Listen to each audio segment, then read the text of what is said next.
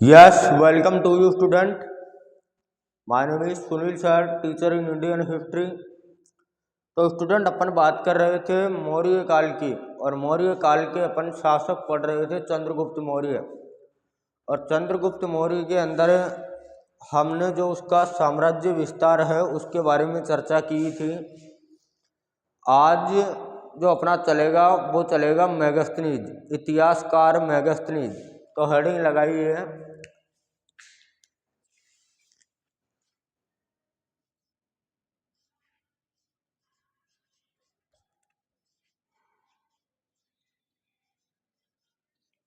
Ancient history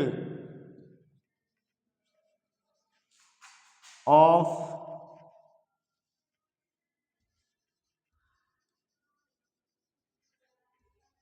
Maurya empire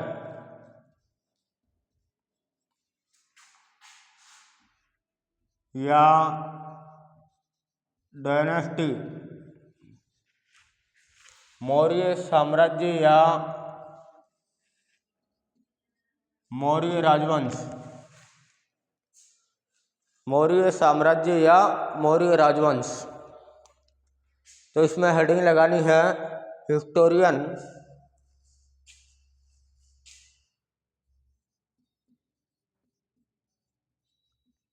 historian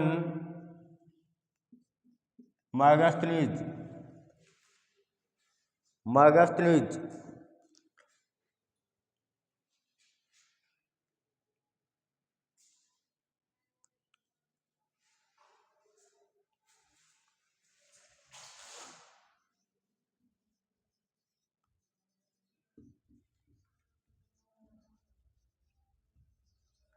Megasthenes की बात करेंगे, इतिहासकार मेगास्थनीज, इतिहासकार मेगास्थनीज।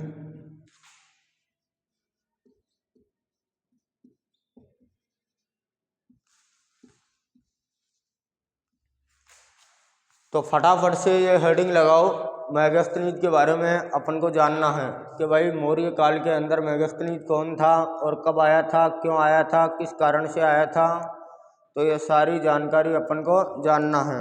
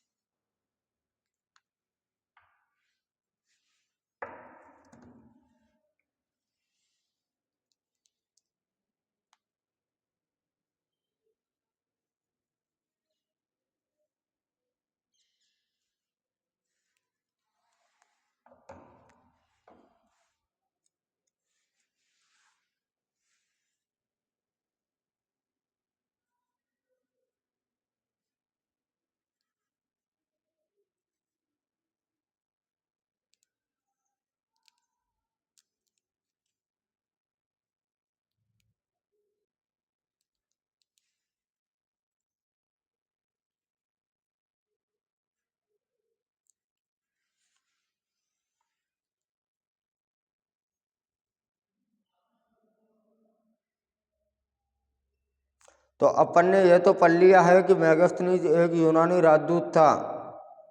मेगास्थनीज एक यूनानी राजदूत था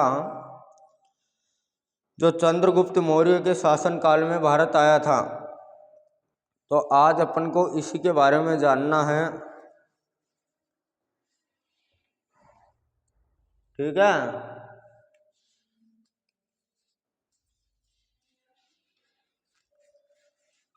तो स्टेप बाय स्टेप लिखते जाना। जैसे मैं लिखाता जाऊं वैसे वैसे आपको लिखना है। लिखना है मेगास्थनीज यूनानी गवर्नर सेल्यूस का राजदूत था। लिखो मेगास्थनीज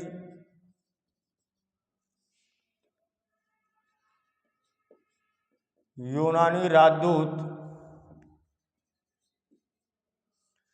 सेल्यूकस, सेल्यूक का राजदूत था।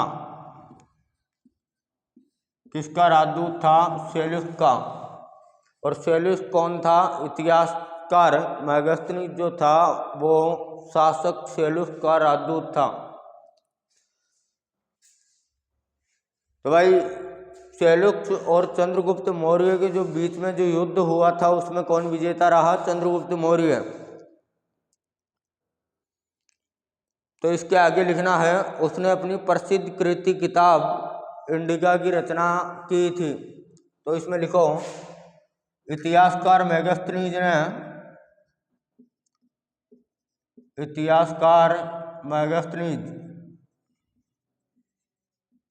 इतिहासकार मेगास्थनीज ने अपनी प्रसिद्ध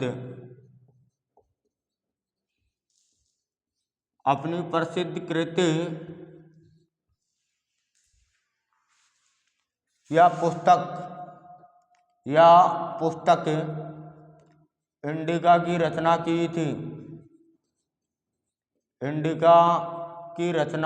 की थी।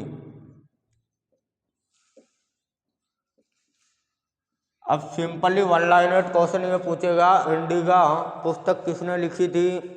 तो ऑप्शन के अंदर आएगा मेगास्थनीज। तो इंडिका को इन्वर्टेड कोमा में बंद करके अंडरलाइन कर दो, यस इंडिका। नेक्स्ट स्टेप लिखना है हालांकि यह मूल पुस्तक वर्तमान में उपलब्ध नहीं है। हालांकि यह मूल पुस्तक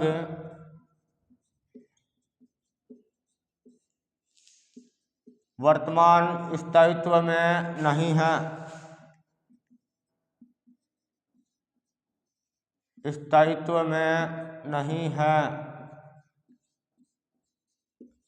समझ में आई बात कि यह जो पुस्तक है वो वर्तमान स्थायित्व में उपलब्ध नहीं है।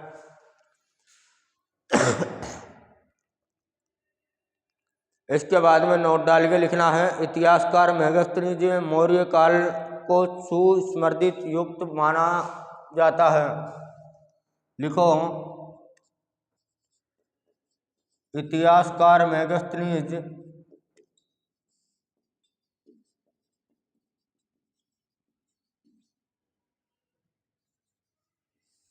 ने मौर्य काल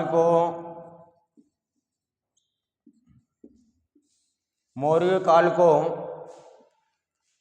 सुक्त स्मृति युक्त बताया है। मौर्य काल को सुक्त स्मृति युक्त बताया है। किसने बताया है? मेगास्थनीज ने। तो जैसे मैं लिखवा रहा हूँ वैसे का वैसा लिखता जाओ। नेक्स्ट स्टेप में लिखना है इतिहासकार मेगास्थनीज कहता है कि मौर्य काल के लोग नैतिक दृष्टि से उच्च सादगीपूर्ण थे। नेक्स्ट स्टेप लिखना है इतिहासकार मेगास्थनीज कहता है कि इतिहासकार मेगास्थनीज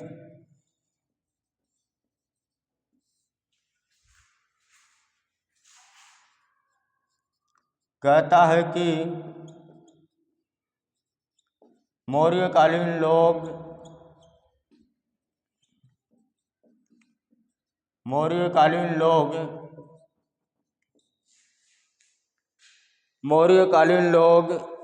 नैतिक दृष्टि से उच्च सादगी पूर्ण थे।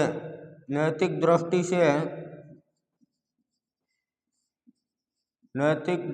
से उच्च सादगी पूर्ण थे।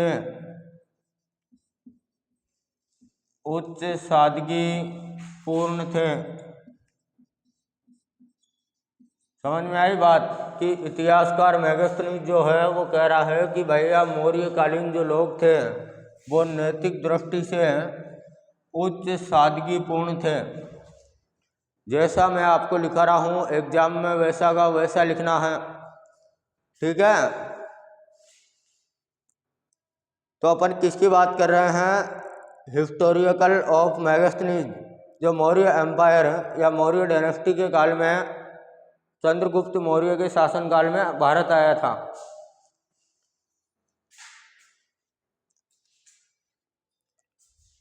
नेक्स्ट स्टेप आगे लिखना है। मौर्य काल मेगास्थनीज के अनुसार सामाजिक तौर पर 7 वर्णों में बटा हुआ था। नेक्स्ट स्टेप लिखो। मौर्य काल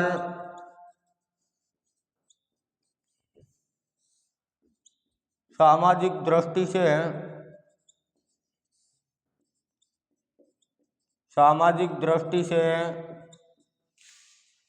सामाजिक यानी कि समाज की दृष्टि से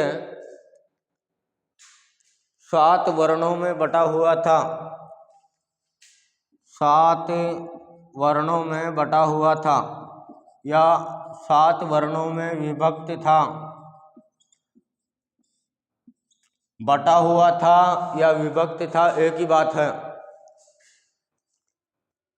पहला वर्ण लिखो। मेगास्थनीज ने पहले वर्ण में दार्शनिकों को रखा है। पहला वर्ण मेगास्थनीज ने प्रथम वर्ण में के अंदर या प्रथम वर्ण के अंतर्गत दार्शनिकों को रखा है। दार्शनिकों को रखा है, ठीक है भाई। मौर्य काल जो था, मौर्यकालीन जो समाज था या सामाजिक दृष्टि से अगर अपन इसकी बात करें तो ये 7 वर्णों में विभक्त था। तो भैया मेगास्थनीज ने क्या किया, प्रथम वर्ण के अंतर्गत किसको रख दिया, दार्शनिकों को। दूसरा लिखो, सेकंड दूसरा लिखना है। मेगास्थनीज ने दूसरे वर्ण में व्यापारी एवं शिल्पी को रखा। मेगास्थनीज ने दूसरे वर्ण में या दूसरे वर्ण के अंतर्गत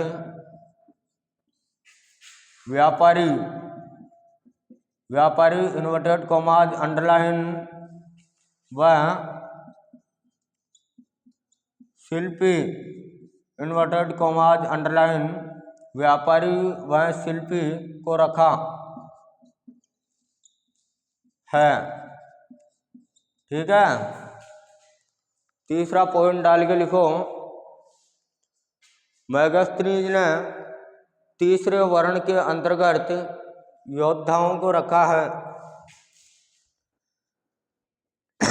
तीसरा पॉइंट, मेगास्थनीज ने तीसरे वर्ण के अंतर्गत तीसरे वर्ण के अंतर्गत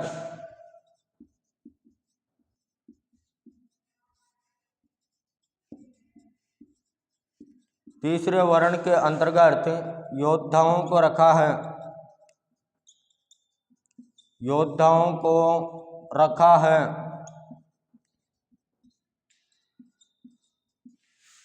ठीक है। नंबर 4 डाल के लिखो।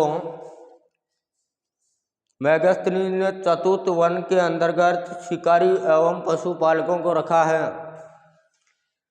इतिहासकार मेगास्थनीज ने मौर्यकालीन सामाजिक दृष्टि के अनुसार चतुर्थ वर्ण के अंदर पशुपालकों एवं चारागाहों को रखा है, ठीक है। तो लिखो 4 नंबर डाल के।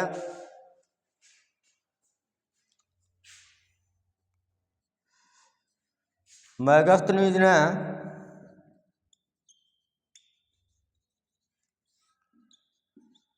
चतुर्थ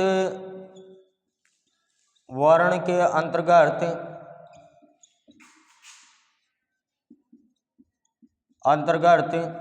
शिकारी एवं पशुपालकों को रखा है। शिकारी एवं पशुपालकों को, भाई जो पशुपालक क्या काम करता है, पशुओं को पालने का काम करता है, तो पशुपालकों को रखा है। और जंगल के अंदर शिकार करने का काम कौन करता है? शिकारी करता है। तो इनको किस वर्ण के अंतर्गत रखा गया है? चतुर्थ वर्ण के अंतर्गत रखा गया है। अगला पॉइंट लिखो, पांचवा। लिखिए, मेगास्थनीज ने पांचवें वर्ण के अंतर्गत निरीक्षक व मंत्रियों को रखा है। मेगास्थनीज ने पंचम वर्ण के अंतर्गत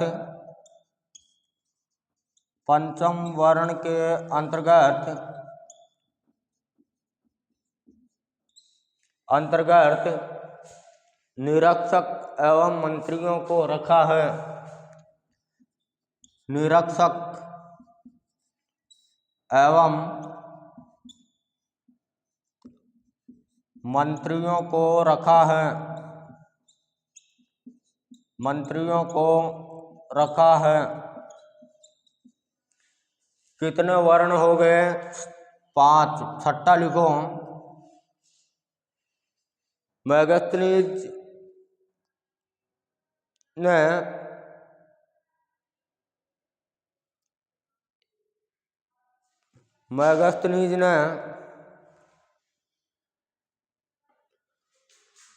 छठे वर्ण के अंतर्गत मेगास्थनीज ने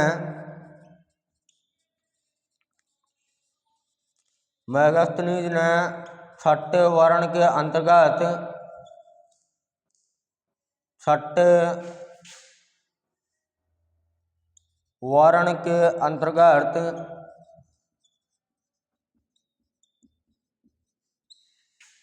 सैनिकों को रखा है।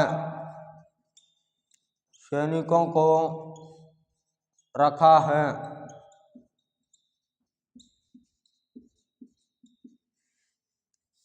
ठीक है।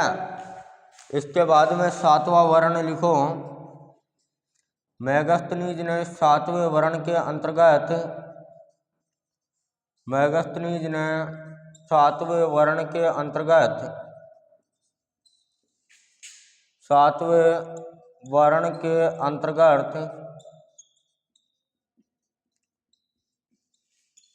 किसानों को रखा है।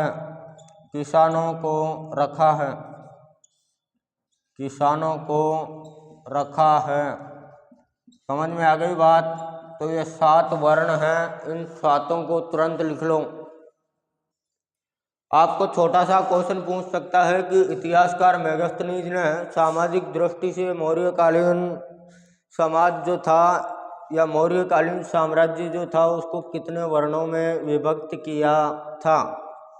तो ये 7 वर्ण हैं। इनको जल्दी से उतारो, फिर आगे चलते हैं।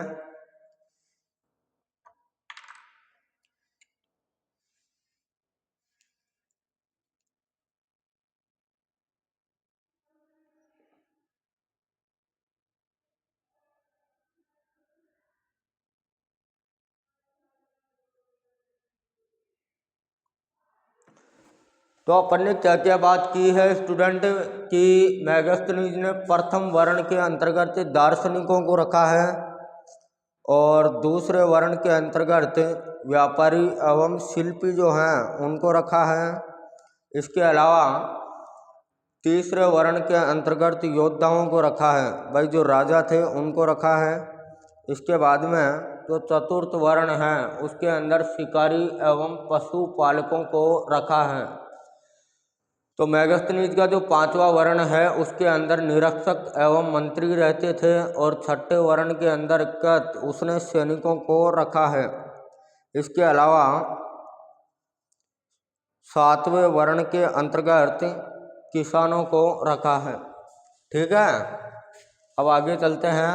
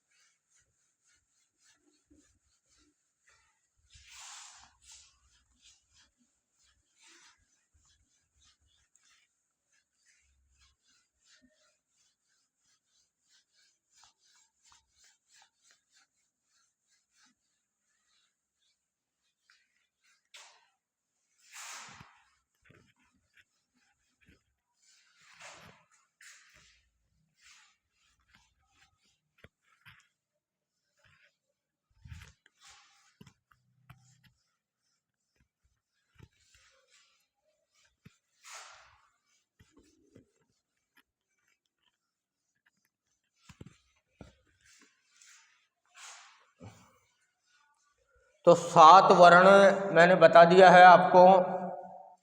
तो 7 वर्ण जो थे उनके बाद में लाइन चेंज करना है और आपको लिखना है मेगास्थनीज के अनुसार मौर्यकालीन समाज में ब्राह्मणों का समाज में मुख्य स्थान सत्यवाची थे। तो लिखो, इसमें लिखना है इतिहासकार मेगास्थनीज के अनुसार, इतिहासकार मेगास्थनीज के अनुसार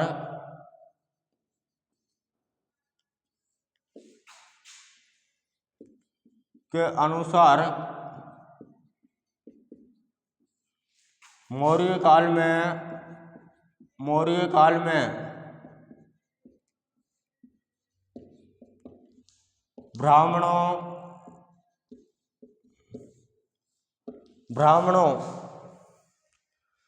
ब्राह्मणों का समाज में मुख्य स्थान एवं सत्यवाची थे।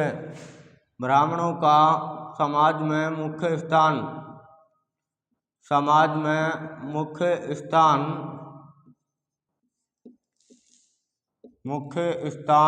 एवं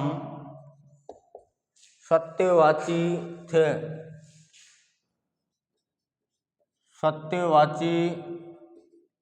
थे। भाई ब्राह्मण जो थे वो मौर्य काल के जो समाज था उसका प्रमुख स्थान रखते थे, यानी कि धर्म के अनुसार प्रमुख स्थान रखते थे।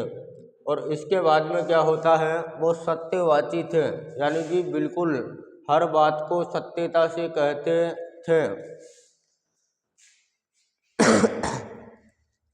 इसके बाद में लिखना है इतिहासकार मेगास्थनीज कहता है कि मौर्यकालीन समाज में दास प्रथा नहीं थी। भाई अपना जो इतिहासकार मेगास्थनीज है वो कह रहा है कि मौर्यकालीन समाज के अंदर दास प्रथा नहीं थी। तो इसके आगे नोट डाल के लिखना है, नोट डाल के लिखो, इतिहासकार मेगास्थनीज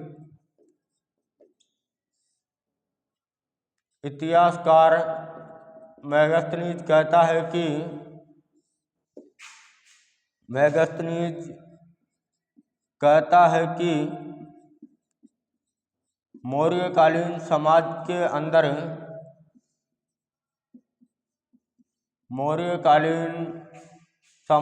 अंदर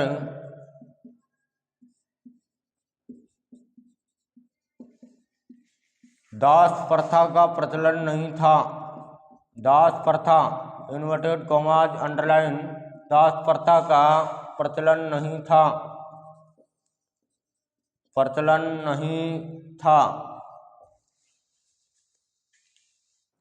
अब एग्जाम के अंदर चाहे छोटा प्रश्न पूछे चाहे बड़ा प्रश्न पूछे, ये जो मैं क्लास डाल रहा हूँ इससे बाहर आपको कुछ भी याद नहीं करना है, ठीक है।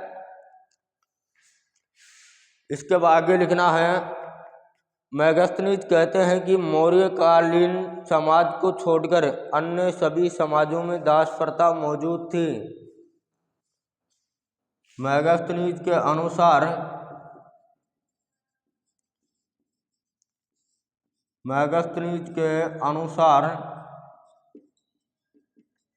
मौर्यकालीन समाज को छोड़कर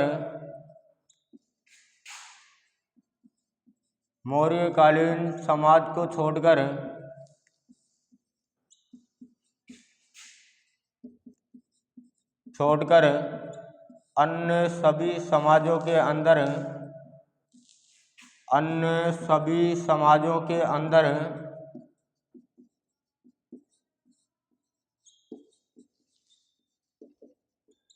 दास प्रथा का प्रचलन था।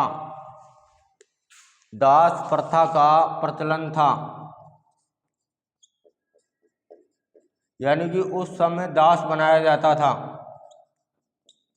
लेकिन मौर्यकालीन समाज एकमात्र ऐसा समाज है जिसमें दास प्रथा का प्रचलन नहीं था, दास प्रथा का कोई प्रचलन नहीं था। इसके आगे लिखना है, अन्य समाजों के अंतर्गत दास प्रथा का वर्णन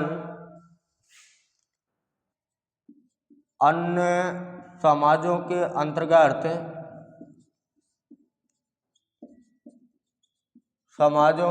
अंतर्गत दास प्रथा का प्रचलन मेगास्थनीज ने नहीं किया है। मेगास्थनीज ने नहीं किया है, यानी कि उसका वर्णन नहीं किया है, उसने केवल मौर्यकालीन समाज का ही वर्णन किया है। ठीक है, इसके आगे लिखना है मेगास्थनीज के अनुसार उस समय के भारतीय समाज में आश्चर्य विवाह के संकेत देता है और सती प्रथा का उल्लेख नहीं करता है। तो इसमें लिखना है मेगास्थनीज के अनुसार भारतीय समाज में उस समय सती प्रथा का उल्लेख नहीं था। तो लिखो मेगास्थनीज के अनुसार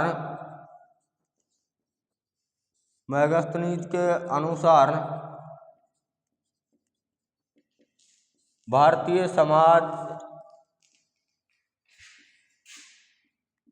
समाज में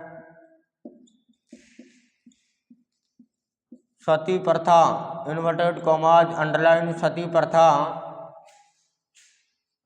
का उल्लेख नहीं था। समझ में आ गई, यानी कि उस समय सती प्रथा मौजूद नहीं थी। इसके बाद में लिखना है मेगास्थनीज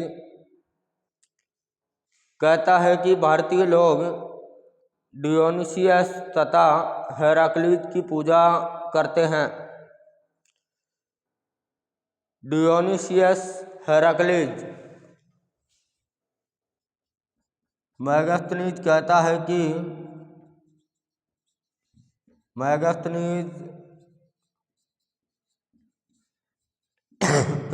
कि भारतीय लोग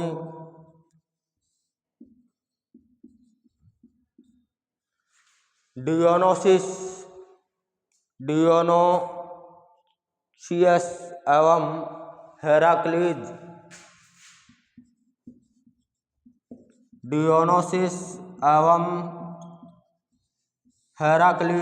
डियोनोसिस इन्वर्टेड कॉमाज अंडरलाइन एवं हेराक्लीज इन्वर्टेड कॉमाज अंडरलाइन। इनका मतलब क्या होता है? इनका मतलब यह है कि भगवान शिव और विष्णु की पूजा करते थे, हेराक्लीज की पूजा करते थे।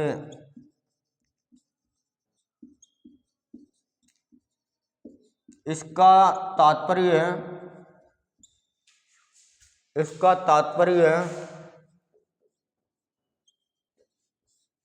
वह लोग शिव एवं विष्णु के उपासक थे। शिव एवं विष्णु के उपासक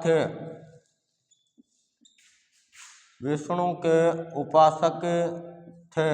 समझ में आई बात कि भाई मौर्यकालीन जो लोग थे वो किसकी पूजा करते थे? शिव और विष्णु, जिनको इतिहासकार मेगास्थनीज ने डियोनोसिस और हेराक्लीज नाम से अपनी पुस्तक में लिखता है।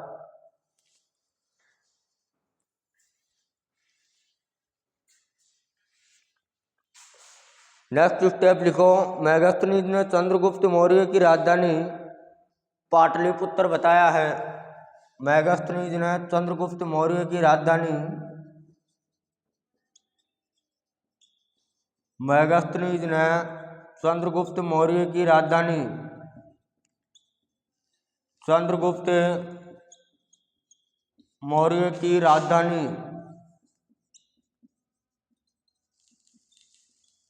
पाटलिपुत्र को बताया है।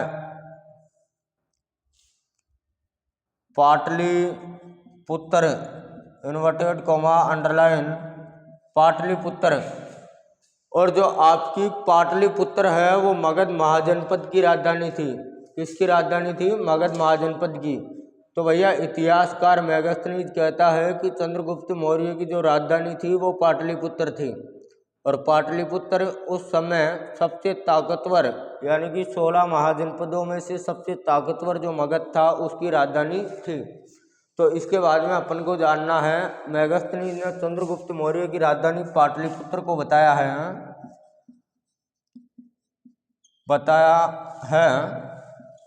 जो मगध महाजनपद की राजधानी थी। मगध महाजनपद की राजधानी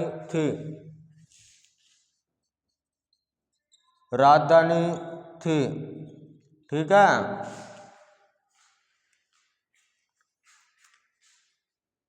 इसका विशद वर्णन किया है। मेगास्थनीज के अनुसार यह नगर गंगा सोन नदी के संगम पर स्थित था।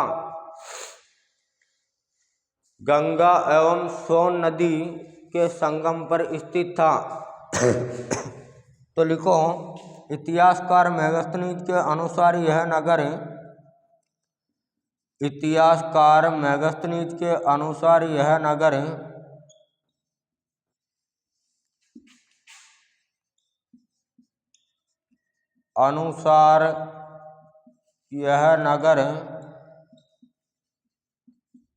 गंगा एवं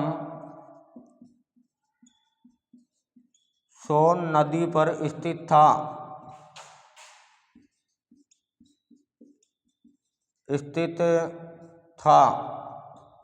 ठीक है।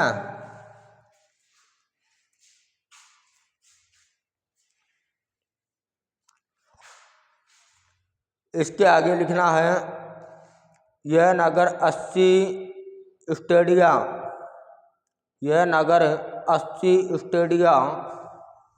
16 किलोमीटर, उस समय स्टेडिया बोला जाता था। तो यहाँ आगे लिखो, यह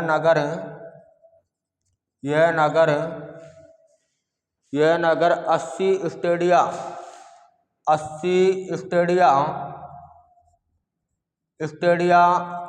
कोष्टक में लिख लेना 16 किलोमीटर, 80 स्टेडिया एवं 15 स्टेडिया यानी कि 3 किलोमीटर चौड़ा था। यानी कि 80 स्टेडिया तो लंबा और 15 स्टेडिया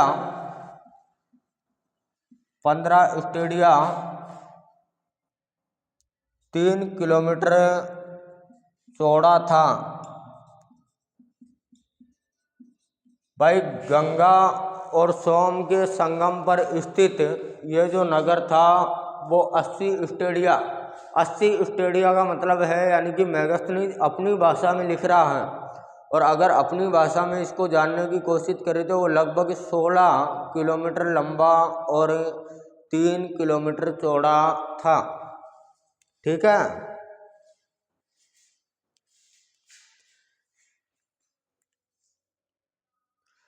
इसके आगे लिखो, इस नगर के चारों ओर 185 मीटर चौड़ी खाई थी।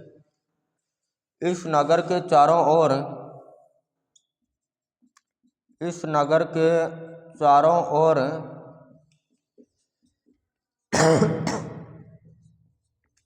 185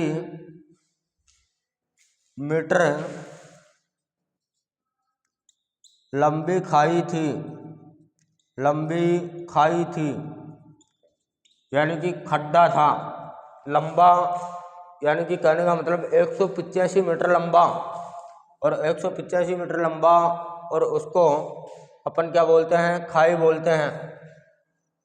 खाई बोला जाता है जो कितना लंबा था, 185 मीटर लंबी थी।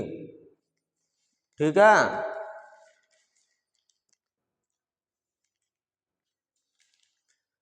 तो इसके आगे लिखना है, यह नगर चारों ओर दीवार से घिरा हुआ था। यह नगर चारों तरफ से चारों तरफ से दीवार से घिरा हुआ था, दीवार से घिरा हुआ था, घिरा हुआ था। भाई किसकी बात हो रही है? मौर्यकालीन समाज की।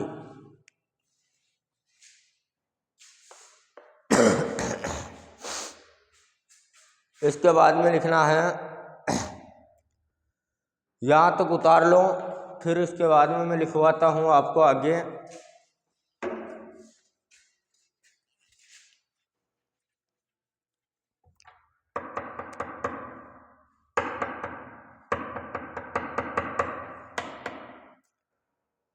आज यार थोड़ी तबीयत खराब है तो फिर भी लेकिन मैं क्लास डाल रहा हूँ।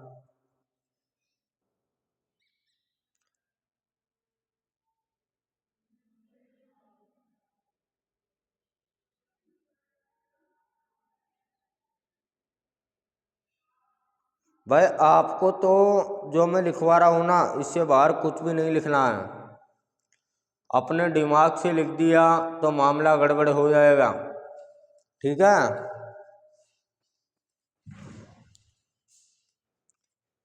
चलो भाई उतार लिया तो आगे चलता हूँ।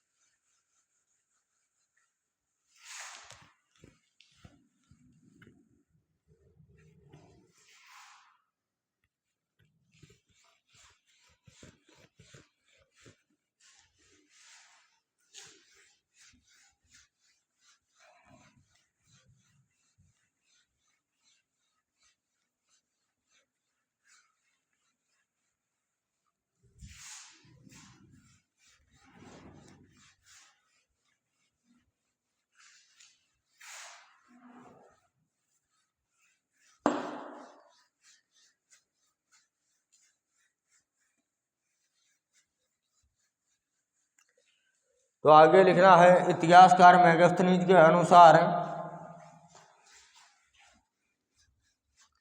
नेक्स्ट स्टेप लिखो, इतिहासकार मेगास्थनीज के अनुसार यह नगर के संचालन के लिए 5-5 सदस्यों की 6 समितियों का शासन प्रबंध नगर को देखती थी। भाई कहने का मतलब यह है कि मेगास्थनीज जो है वो कह रहा है कि भैया ये जो नगर था, तो इसमें लिखो, मेगास्थनीज के अनुसार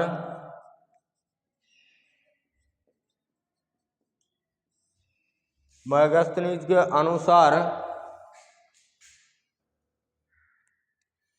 इस नगर के संचालन के लिए, इस नगर के संचालन के लिए, इस नगर के संचालन के लिए 5-5 सदस्यों की 6 समितियां थी। 5-5 सदस्यों, भाई 5-5 मेंबर तो कितने हो गए? टोटल 10 मेंबर हो गए, 10 मेंबर हो गए क्या? तो 5-5 सदस्यों की 6 समितियां थी, 6 समितियां थी।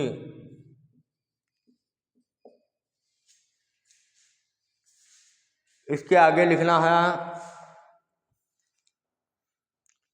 यह समितियां इसके शासन प्रबंध या नगर प्रबंध को देखती थी। यह समितियां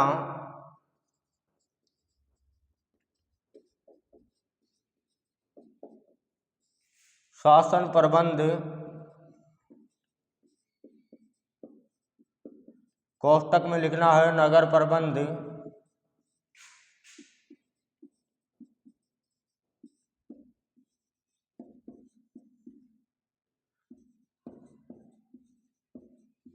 शासन प्रबंध या नगर प्रबंध को देखती थी। ठीक है।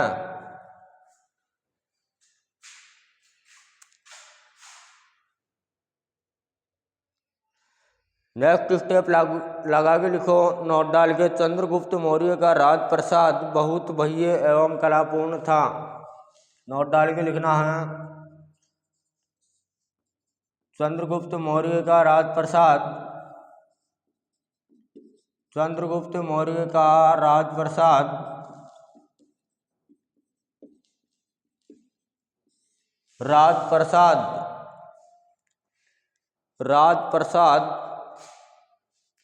बहुत भव्य एवं कलापूर्ण था। राजप्रसाद बहुत भव्य एवं कलापूर्ण था।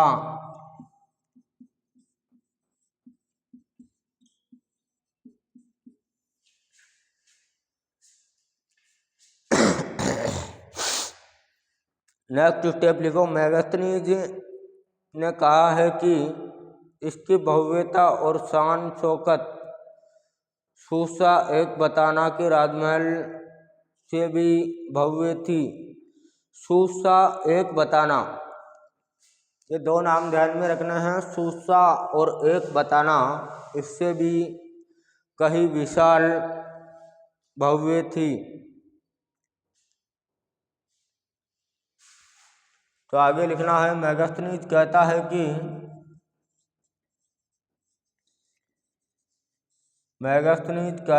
कि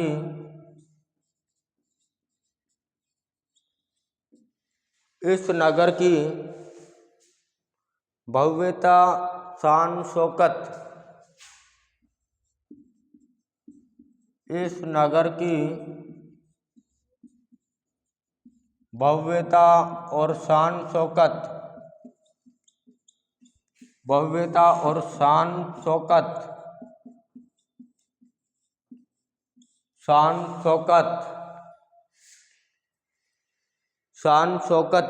सूसा एक बताना के राजमहल से भी भव्य थी। सूसा और राज बताना, एक बताना के राजमहल से भी भव्य थी।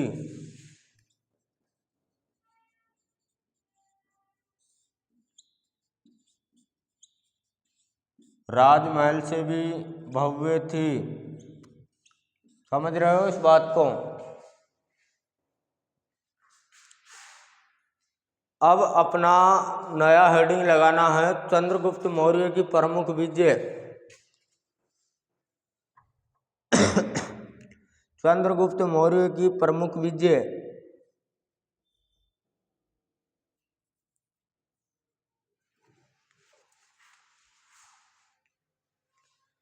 इसको उतारने के बाद हेडिंग लगाना है, चंद्रगुप्त मौर्य की प्रमुख विजय।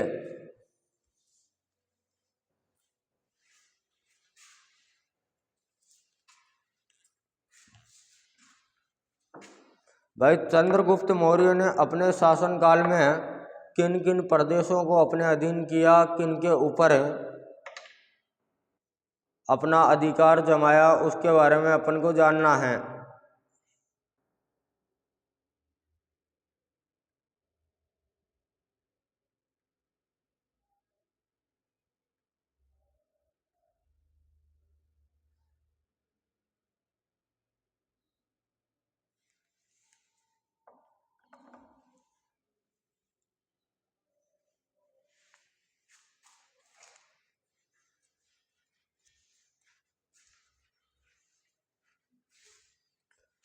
तो हेडिंग लगाओ, major victory of Chandragupta Maurya. Major victory of Chandragupta Maurya.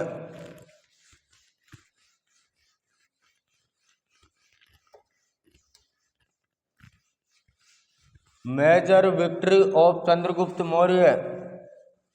Chandragupta Maurya की प्रमुख विजय।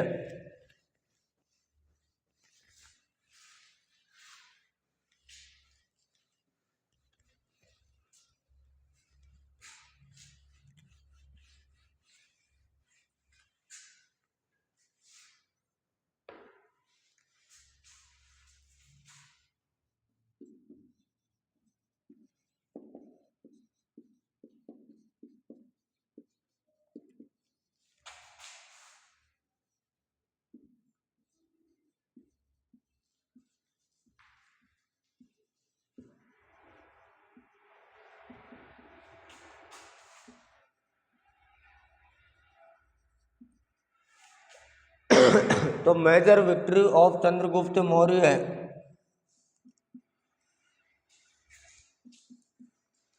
चंद्रगुप्त मौर्य की प्रमुख विजय,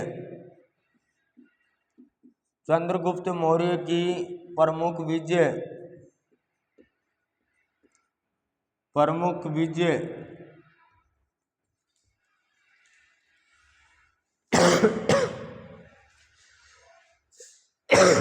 इसमें लिखना है पंजाब और सिंध प्रदेश की विजय, कॉन्क्विस्ट पंजाब एंड सिंध। एक नंबर डाल के लिखो conquest Punjab, conquest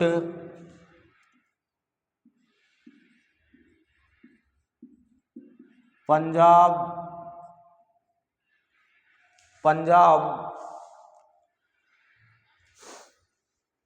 conquest Punjab and Sindh victory, and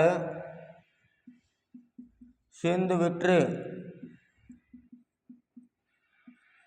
तो चंद्रगुप्त मौर्य ने पहली विजय कहाँ पर प्राप्त की? पंजाब और सिंध के ऊपर, पंजाब और सिंध के ऊपर 323 एडी के अंदर, ईस्वी सन 323। ठीक है, इसमें लिखना है सिकंदर के भारतीय अभियान के दौरान यूनानियों ने स्थान स्थान पर निर्दयता का व्यवहार किया। भाई सिकंदर जो था वो भारत अभियान कर रहा था, तो इसमें लिखना है सिकंदर ने भारतीय अभियान के दौरान, भारतीय अभियान के दौरान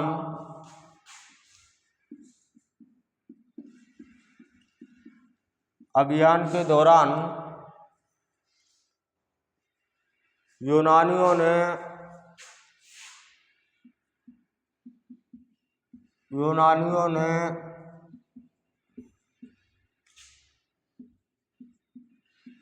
निर्दयता का व्यवहार किया, मतलब गलत व्यवहार किया। इसके आगे लिखो जिससे भारतीयों के अंदर असंतोष पैदा हो गया, जिससे भारतीयों के अंदर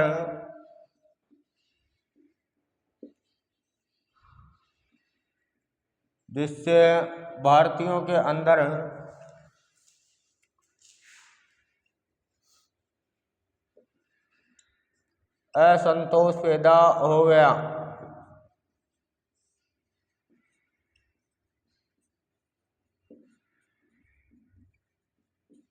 ठीक है, आगे लिखो चंद्रगुप्त मौर्य और चाणक्य ने इस असंतोष को भड़काकर यूनानियों के विरुद्ध राष्ट्रीयता का सूत्रपात किया। भाई चंद्रगुप्त मौर्य का गुरु कौन था? चाणक्य। तो इन दोनों ने यूनानियों को भटका दिया और भटका के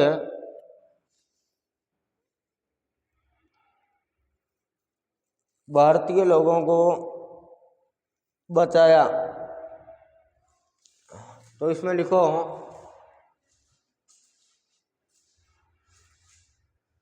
चंद्रगुप्त मौर्य एवं चाणक्य ने मिलकर, चंद्रगुप्त मौर्य एवं चाणक्य ने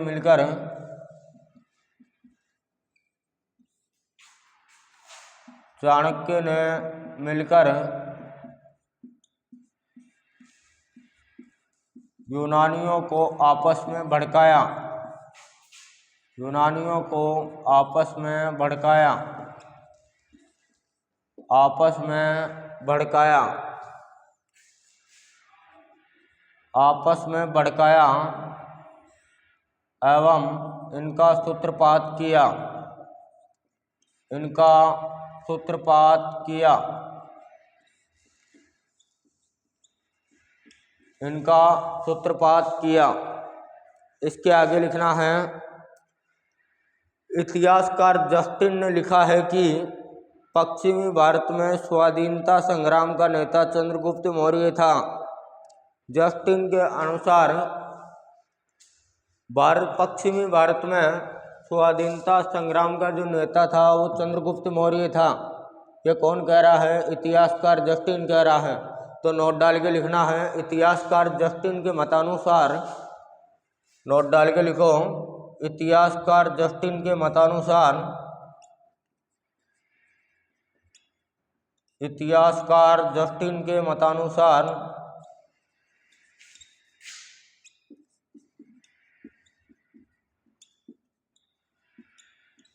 इतिहासकार जस्टिन के मतानुसार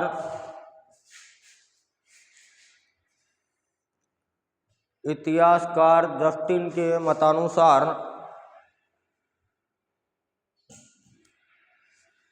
पश्चिमी भारत में स्वाधीनता संग्राम का नेता, पश्चिमी भारत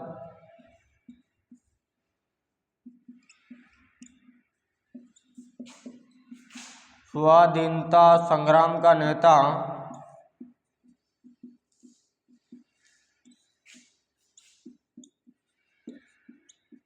चंद्रगुप्त मौर्य था। चंद्रगुप्त मौर्य था।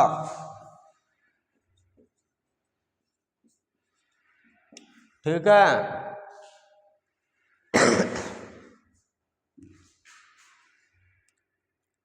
इसके आगे लिखना है 306 एडी में सेल्यूकस ने राज्याभिषेक करवाया और निकेटर विजय की उपाधि धारण की। 306 एडी में 6 एडी में सेल्यूकस ने राज्याभिषेक करवाया।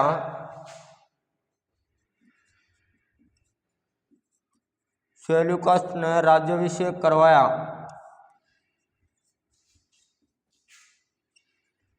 राज्याभिषेक करवाया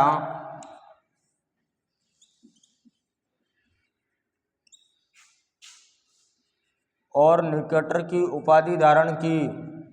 और निकेटर की उपाधि धारण की।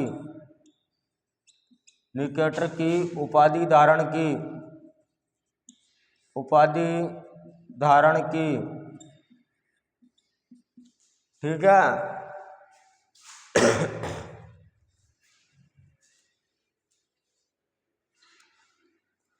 इसके आगे लिखना है आपको, इसके बाद उसने भारत विजय की योजना बनाई। इसके बाद उसने भारत विजय की योजना बनाई। इसके बाद उसने भारत विजय की योजना बनाई।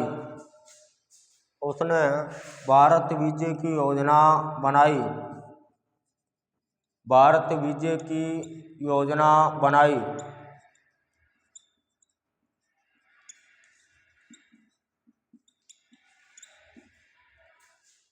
भाई निकेटर की उपाधि धारण करके उसने क्या कर दिया? भारत विजय की योजना बनाना शुरू कर दिया। तो ये जो निकेटर है ना, इसको अंडरलाइन करके इन्वर्टेड कॉमा में बंद कर देना।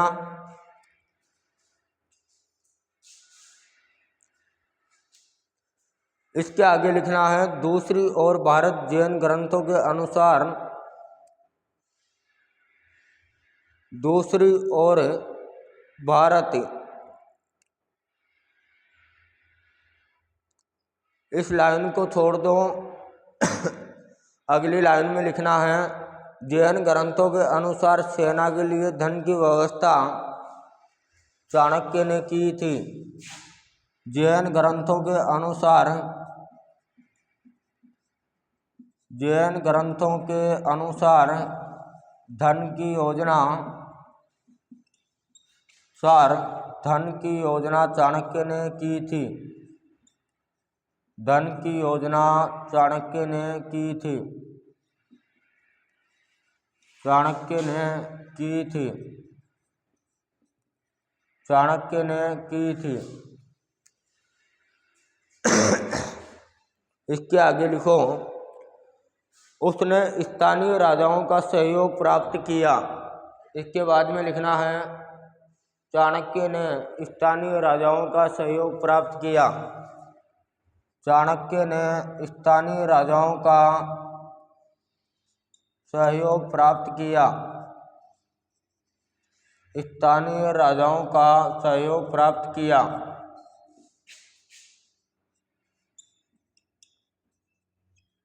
सहयोग प्राप्त किया।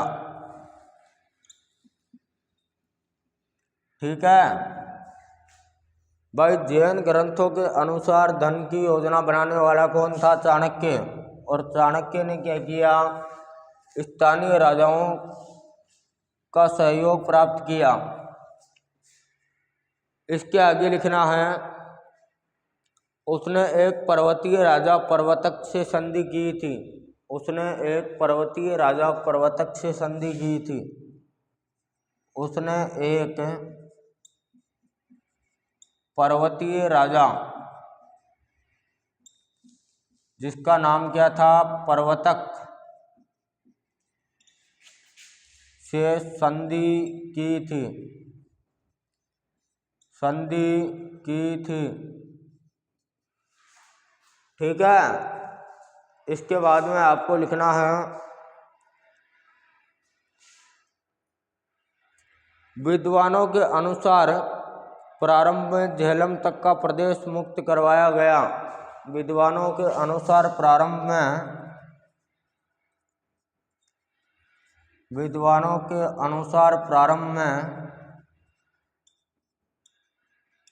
प्रारंभ यानी कि शुरुआत में झेलम तक का प्रदेश,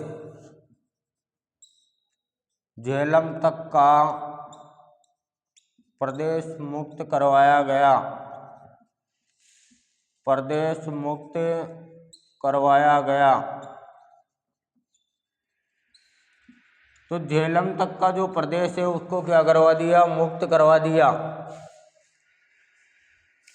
इसके बाद में आपको लिखना है,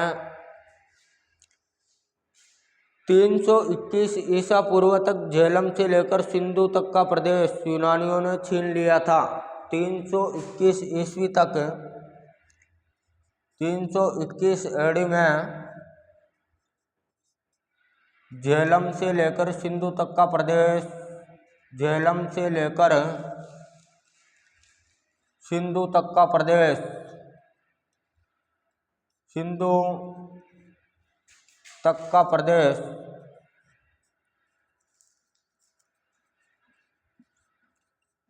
यूनानियों ने छीन लिया था। यूनानियों ने छीन लिया था।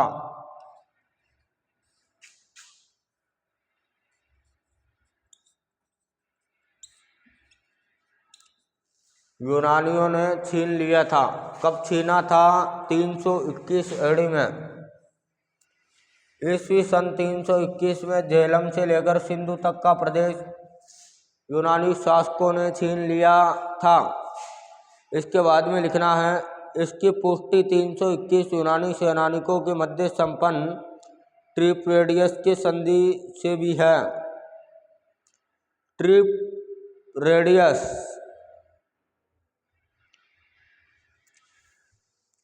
तो ट्रिपरेडियस जो था वो एक शासक था और यूनानी एक तरफ थे। तो इसके आगे लिखना है, इसकी पुष्टि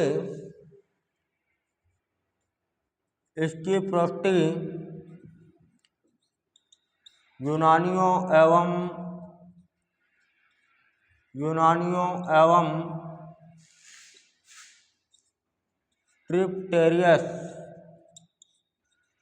ट्रिपटेरियस अंडरलाइन इन्वर्टेड कॉमा ट्रिपटेरियस से है।